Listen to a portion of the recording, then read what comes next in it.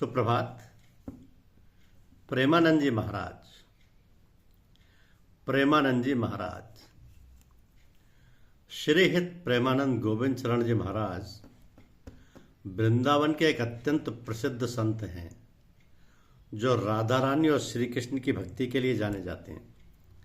वे राधा वल्लभ संप्रदाय से संबंधित हैं और वृंदावन में श्री हित राधा केली कुंज आश्रम में रहते हैं।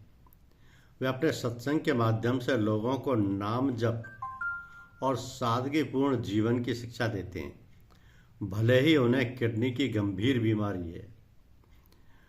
उनका असली नाम अनिरुद्ध कुमार पांडे है। उनका जन्म उत्तर प्रदेश के कानपुर जिले के सरसौल ब्लॉक के अखरी गांव में एक ब्राह्मण के परिवार में हुआ था।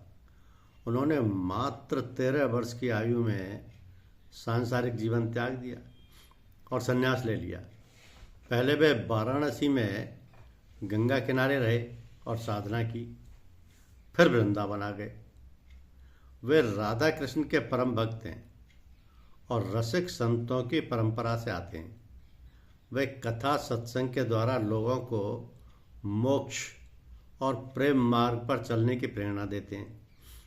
2006 से किडनी की गंभीर पॉलीसिस्टिक बीमारी के बावजूद वे लगातार भक्तों को दर्शन और मार्गदर्शन देते हैं।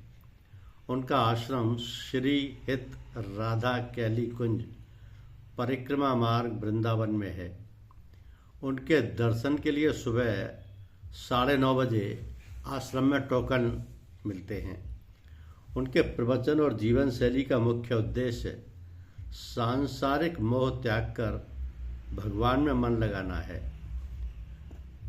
प्रेमानंद जी महाराज लगभग 1970 के आसपास उनका जन्म हुआ। उनका जन्म स्थल उत्तर प्रदेश भारत कानपुर के पास है।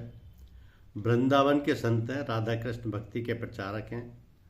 उनका प्रमुख योगदान यह है कि वो जो भक्ति या सत्संग और आध्यात्मिक मार्गदर्शन से लोगों को नाम जप और भक्ति मार्ग की प्रेरणा देते हैं। सरल भाषा में गहरी आध्यात्मिक बातें समझाते हैं। उनके जीवन शैली में त्याग, सेवा और भक्ति पर पूरी तरह से आधारित है। जीवन में भगवान का नाम ही सबसे बड़ा सहारा है, ये वो लोगों को सिखाते हैं और कहते हैं कि राधा नाम ही जीवन का सबसे बड़ा धन है। राधा नाम ही जीवन का सबसे बड़ा धन है।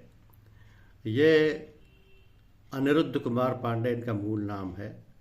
उत्तर प्रदेश कानपुर के जिले के सरसौल ब्लॉक के आखरी गांव में एक ब्राह्मण परिवार में जन्मे थे, लेकिन उन्होंने 13 वर्ष की आयु में ही सांसारिक जीवन त्याग दिया और संन्यास ले लिया। पहले वो वाराणसी में गंगा किनारे रहे और साधना की, फिर वृंदावन आ गए।